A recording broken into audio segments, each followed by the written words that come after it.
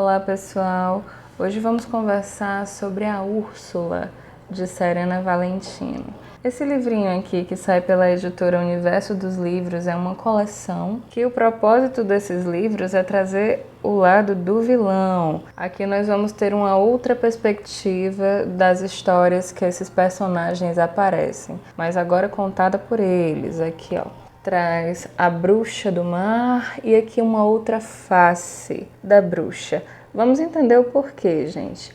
Eu particularmente gosto bem mais de livros assim do que do roteiro básico. Então, vamos entender a versão da Úrsula, entender por que ela fez o que fez. Realmente ela comete muitos erros, muitas atrocidades, mas aqui ela nos diz o que a levou a esse ponto. Então, já vou logo avisando que eu vou contar o livrinho todo, então se você se incomoda com spoilers, talvez tenha coisas aqui que você não queira saber por hora, caso queira ler o livro, mas se quiser saber a história de um apanhado geral, seja muito bem-vindo. E vamos aqui descobrir os segredos de Úrsula. Então vamos lá.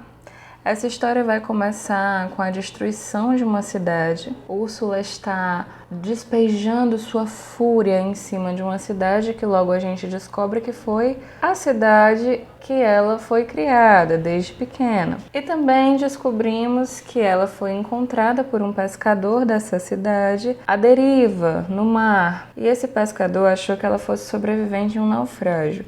Então se compadeceu, ela era uma criança nessa época, e ele a salvou da morte iminente e a criou como filha. Mas com o passar dos anos que ela foi crescendo, chegou um determinado momento que ela estava passando por mudanças. Seu corpo estava passando por mudanças atípicas em relação às outras moças daquela cidade. Essa cidade era costeira, o mar ele ficava logo depois de um penhasco. Então, assim, era um local exclusivamente de pescadores. Aliás, a atividade principal era a pesca no mar. E aí, ela vai tendo essas mudanças, assim, de uma pessoa normal, de um ser humano, para algo mais parecido com a figura real dela. Só que ela sentia um poder dentro dela que ela conseguia suprimir essa forma para essa.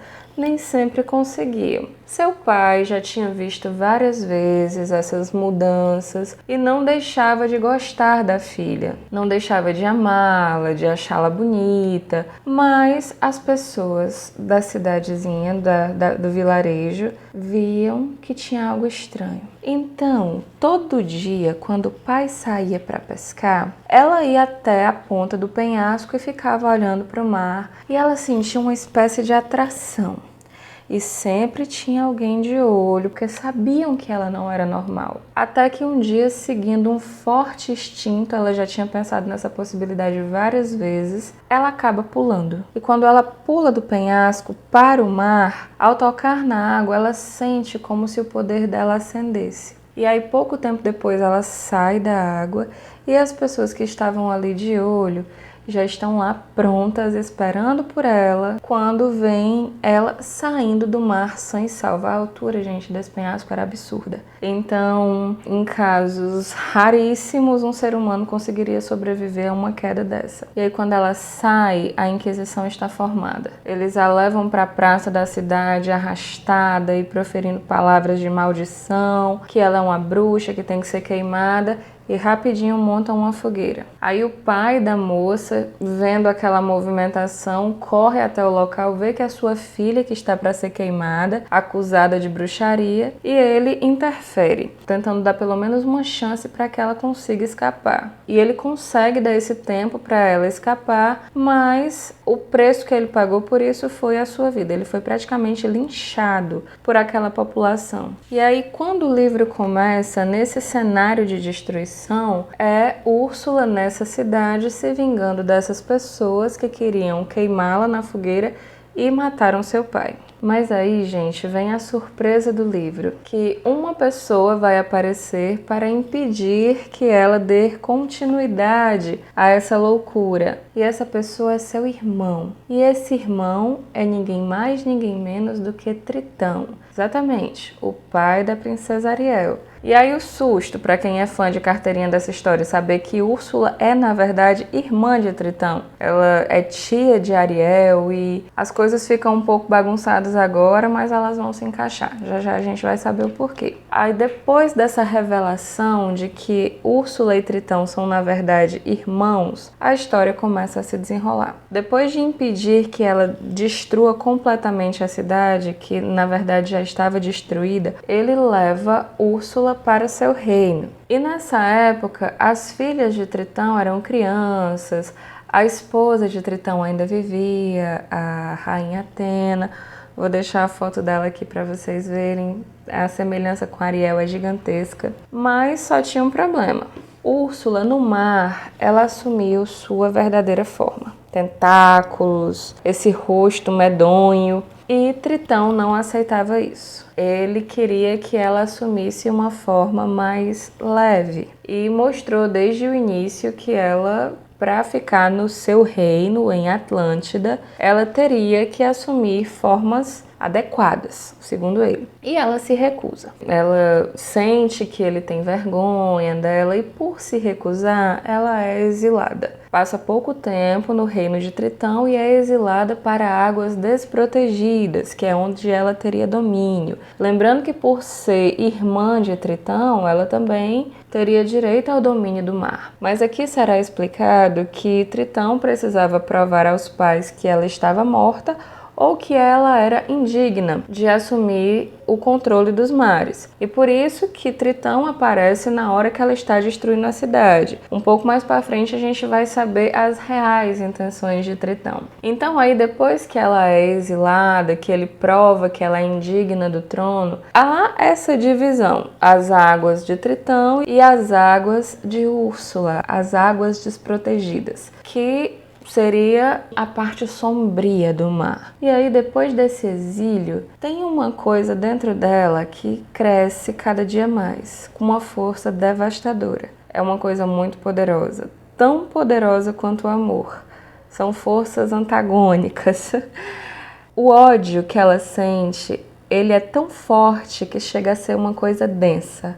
Então, uma coisa que vai ter uma explicação aqui um pouco mais profunda sobre esses sentimentos, que o amor e o ódio, eles são construtivos e destrutivos na mesma proporção. São irmãos gêmeos que foram separados no parto, são forças opostas, é matéria e antimatéria, então ambos com a mesma força, ambos com a mesma intensidade, um para o bem e outro para o mal. Então esse ódio que crescia dentro de Úrsula era uma coisa assustadora, que quanto mais ele crescia, mais ela sentia que podia enfrentar Tritão, que podia destruí-lo. Esse era seu desejo. Porque assim, por ela ter sido exilada, seu poder era limitado. Então, como era que ela conseguia se fortalecer? Fortalecer esse ódio, roubando as almas dos seres do mar. Aí vem aquela cenazinha, eu vou tentar encontrar e deixar aqui para vocês verem, que é a que aparece no filme, da Ariel, que as pessoas procuravam Úrsula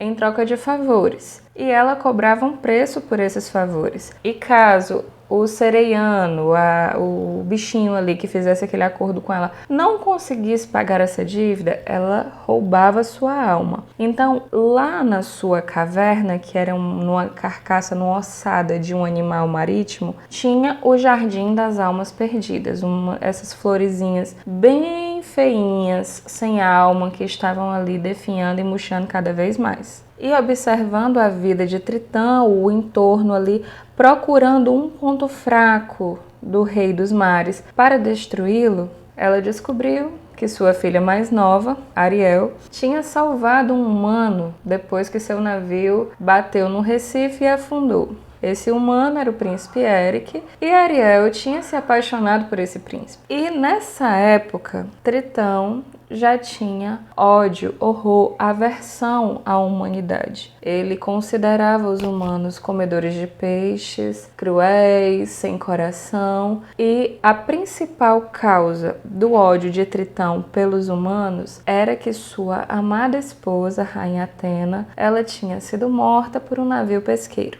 Então, Tritão proibia todas as suas filhas, qualquer ser do mar, de ter qualquer tipo de contato com os seres humanos. Então, quando Ariel salva o príncipe Eric de uma morte iminente, Úrsula vê nessa ocasião a chance perfeita de roubar a alma de sua filha mais nova, que era ali sua filha preferida por ser a mais parecida com a rainha Atena, e por ser a filha mais amada, sua alma daria a Úrsula o poder necessário para destruí-lo. Então, gente, além da alma da princesa, ela ainda precisava se valer de mais uma ajudinha. Aqui vão ter 3 bruxas, 3 irmãs, mais uma quarta bruxa que estava desaparecida. Essa bruxa era Circe. No livro A Fera em Mim, de Serena Valentina, essa mesma coleçãozinha, eu vou deixar aqui para vocês verem, Circe ela é um pouco mais ativa, que ela está desaparecida. Mas Úrsula procura essas 3 irmãs, propondo que elas a ajudem a destruir Tritão, juntando a força de seus ódios, e em troca, Úrsula ajudaria as irmãs a encontrarem Circe, que estava desaparecida. E aqui também vai ter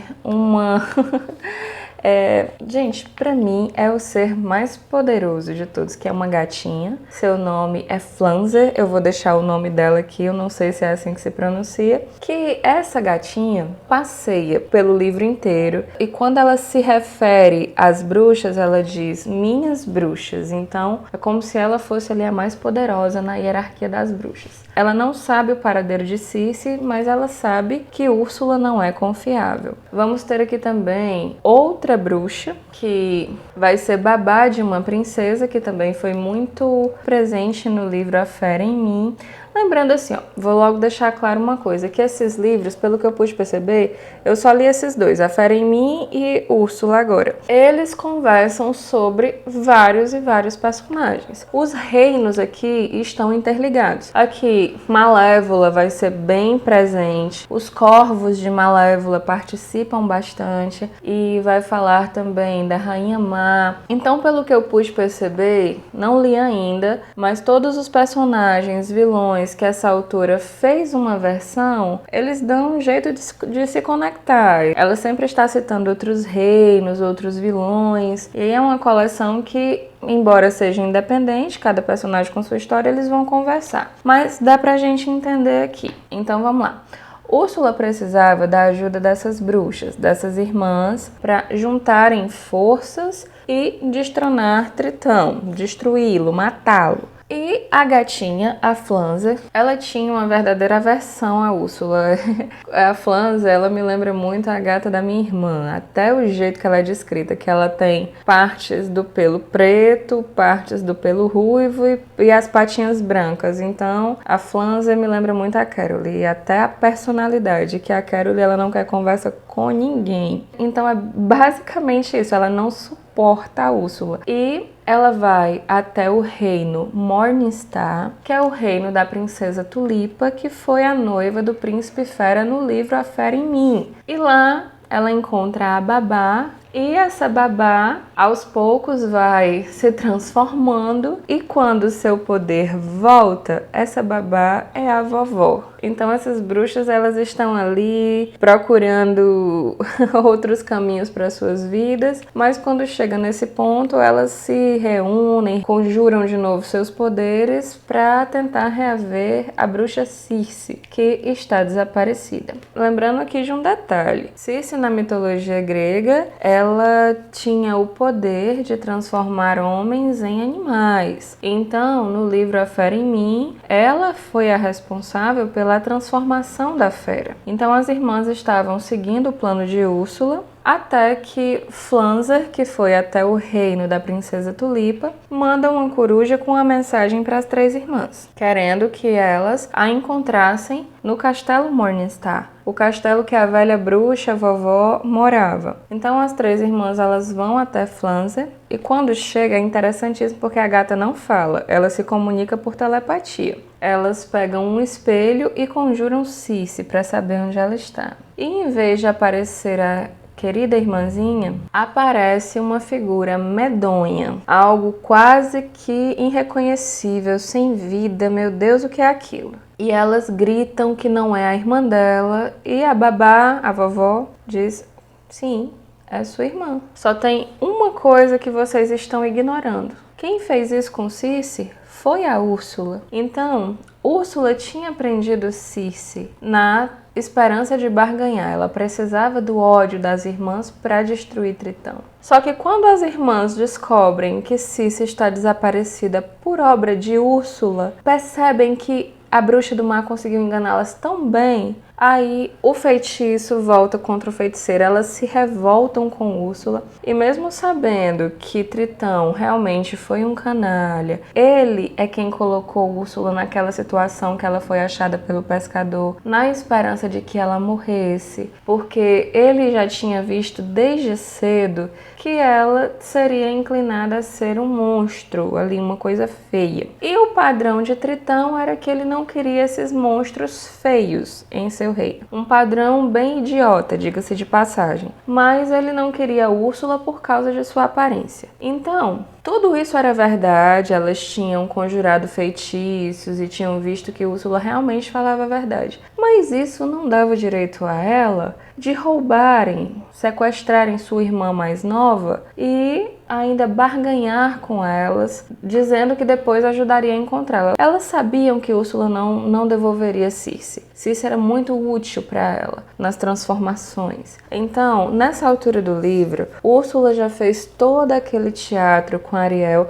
A parte da negociação é descrita tal e qual no filme pra cá. Se você, assim como eu, já assistiu A Pequena Sereia centenas de vezes e tem mais ou menos essa cena decorada, quando você começar a ler, você vai ver que é Ctrl+C, Ctrl+V, copiado e colado. A canção, as falas, tudo é igual. Quando a Ariel aceita o contrato e ela lhe dá 3 dias para fazer com que o príncipe a beije para que ela fique humana permanentemente. Então a Ariel quase consegue fazer com que esse beijo aconteça e é impedida ali pelas enguias de Úrsula. E aí nesse momento em que as irmãs descobrem o verdadeiro plano de Úrsula, ela está vestida na pele de uma jovem chamada Vanessa, casando com o príncipe Eric. E aí, os bichinhos, que são amigos de Ariel, quebram o colar de Úrsula, que é a fonte de seu poder, e ela volta a ser esse monstro medonho. E aí, Ariel volta a ser sereia, Tritão interfere também na hora, e é tal igual o filme. Mas qual é o diferencial? Tudo que Úrsula consegue quando ela faz com que Tritão troque de lugar com Ariel, agitando o mar, trazendo para cima navios fantasmas que estavam quebrados, que tinham sido naufragados. Quando as irmãs percebem que o príncipe Eric entrou em um desses navios, que estava lascado, que tinha tábuas semelhantes a espadas, elas conjuram feitiços direcionando o navio na direção de Úrsula e a bruxa do mar acaba sendo empalada por esse navio. Então ali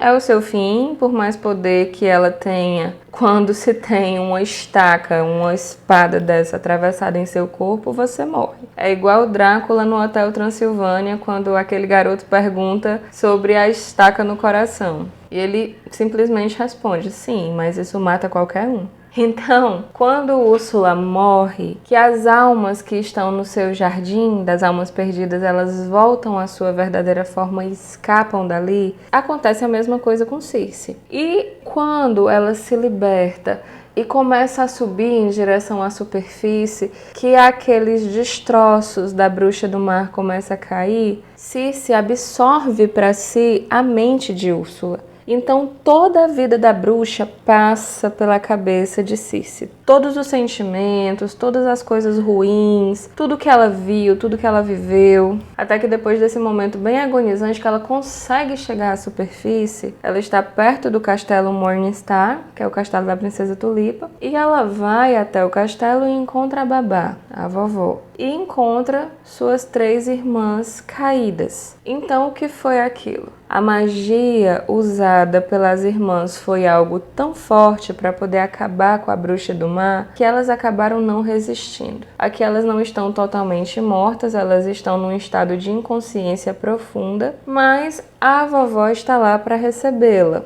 Então, gente, o desfecho do livro é ver Tritão pagar pelos seus erros. O que ele fez com Úrsula não foi certo. Fez isso por motivos fúteis e banais, pela aparência de Úrsula e porque não queria dividir o domínio do mar com ela. Então, o castigo dele foi perder sua filha favorita. Ele a transformou em uma humana e ela casou com o príncipe Eric. E quando a vovó está explicando a Circe tudo o que aconteceu do alto do penhasco, elas veem um navio matrimonial seguindo seu curso. Ariel casou em alto mar com seu príncipe Eric. Então esse foi o castigo de Tritão, transformar Ariel em humana, que era o que ele tinha mais ódio na vida dele, mais aversão. Então no final do livro tem essa reflexão. Úrsula podia ter se vingado de Tritão de uma forma que machucasse mais, porque ver a filha naquela situação que ele abominava teria sido um castigo pior. Agora, depois que tudo isso se passou, que o perigo estava ali iminente na cara dele, transformar Ariel em humana para ela ser feliz com um humano era a menor das preocupações de Tritão. E aí, gente, infelizmente aqui nesse livro nós não teremos o perdão dos pecados de Úrsula, ela não escapa da morte, infelizmente. Mas a vida dela de fato não foi fácil. Ela foi renegada, rejeitada pela própria família, pelo próprio irmão e foi condenada a uma vida de ódio. Ela não tinha outra opção a não ser odiar. Ela tentou perdoar o irmão, ela tentou conviver em seu reino, mas quando ela parou para pensar que ela foi rejeitada, ela de fato não encontrou mais motivos para não odiar. E aí valeu a pena conhecer a história de Úrsula. Assim, eu gostei bastante de conhecer o lado da vilã, mas tem horas que o livro passeia muito pelos reinos vizinhos e a história ela fica meio que em segundo plano. Também na questão das irmãs, a preocupação das 3 bruxas com a Circe, a irmã mais nova que está desaparecida, às vezes toma o protagonismo do livro. Mas qual é a grande lição? Que nem sempre é possível pegar o que a vida te deu de ruim e transformar em algo bom. Às vezes o ódio te vence, o ressentimento, a vontade de se vingar, a vontade de fazer o outro sofrer pelo mal que ele te causou, ela se sobressai. E aí, questões a se pensar. Tritão errou muito com Úrsula. E o castigo dele, em comparação ao castigo dela, para mim foi uma coisa bem leve. Mas esse é o que a autora Serena Valentina nos entrega na versão da Úrsula. E aí, gente, chegamos ao final do livro de hoje. Espero que vocês tenham gostado. Se você chegou até aqui e gostou desse vídeo, por favor, não se esqueça de comentar, de curtir, de se inscrever no canal, que isso vai me ajudar bastante. A todos vocês um grande beijo, até os próximos vídeos, até a próxima semana.